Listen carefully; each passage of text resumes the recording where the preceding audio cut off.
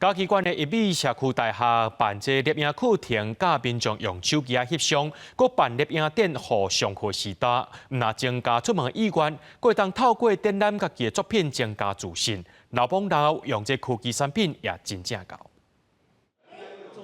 上摄影课的校员徛伫家己翕的相片头前解说介绍，这些相片拢是用手机翕的。社区大厦的老师讲，人人拢有手机时代，已经改变英国翕相专业设备的要求。 是大手提手机啊，买当翕出好的相片。单眼的拍摄和手机拍摄，它其实是完全不同的技巧。单眼拍摄一般来说都是非常的笨重的，那我们手机拍摄随手一机拿出来，用手机用手指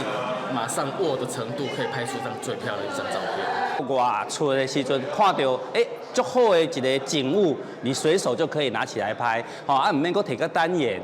我感觉这是一个足方便的所在。 嘉义县的一米社区大厦举办摄影课程，来上课的长辈讲，少年的时阵都无用咧做工课，食老退休才发现家己无啥物兴趣，来上摄影课，有若出门的机会变多，搁有享用手机来翕相，拢感觉家己搁少年起来。虽然讲我年纪有较侪啊，你要讲搁即种这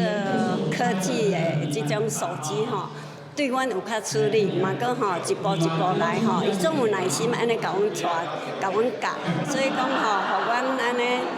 学起来拢无压力，出去就是快快乐乐安尼。校园系列上正做展览的作品，有平常时的生活，嘛有地方文化的记录。老师讲用手机学翕相，技术袂介困难，成本嘛较低，对长辈无啥负担，也会当对翕相有成就感，甚至阁增加因出门行大意愿甲机会有好无歹，心理甲身体拢会当愈来愈健康。记者林慧婷，嘉义报道。